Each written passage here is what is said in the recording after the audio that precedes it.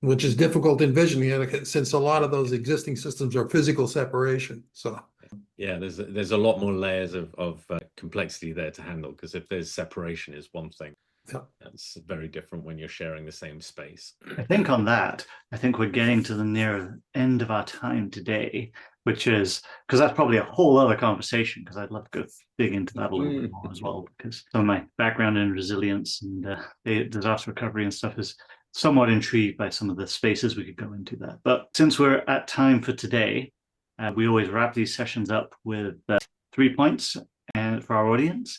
And since there's 3 of us, we each get one.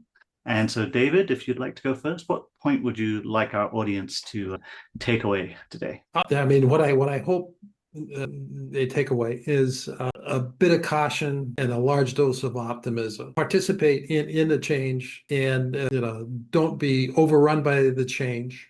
Stay optimistic, stay ahead of it, and enjoy life.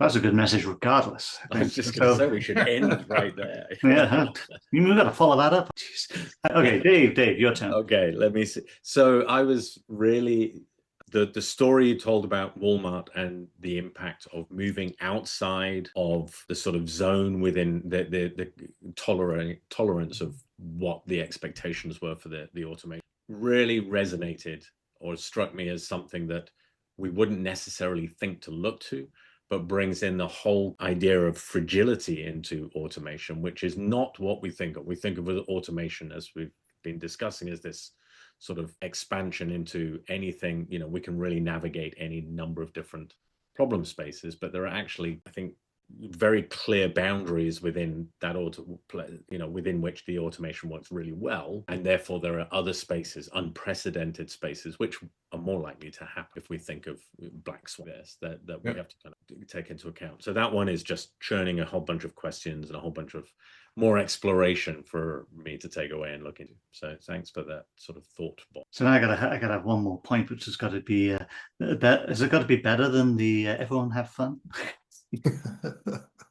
I enjoy it. Well, thanks very much for the conversation, David. I really enjoyed it. I think one of the pieces that I thought was good was your when you were talking about the automation and the shift from the automation companies that we have today to the sort of when you got a more flexible, programmable robot that can do many different tasks.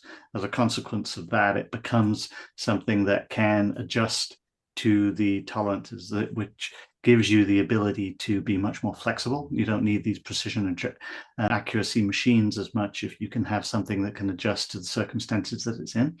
I'd be interested to see what that does on a production line that's looking for that accuracy, and see how that ends up resulting in the precision that you need. But I thought it was a very interesting concept, especially because of the sort of the price point that people are looking to aim by sort of commoditizing the production of these robots. So we have lots of robots which are of similar types, so we can manufacture many of them, much as we do with cars, and we're going to turn those into machines which become much more flexible and adaptable to the surrounding environments. I think that's a very interesting space to explore.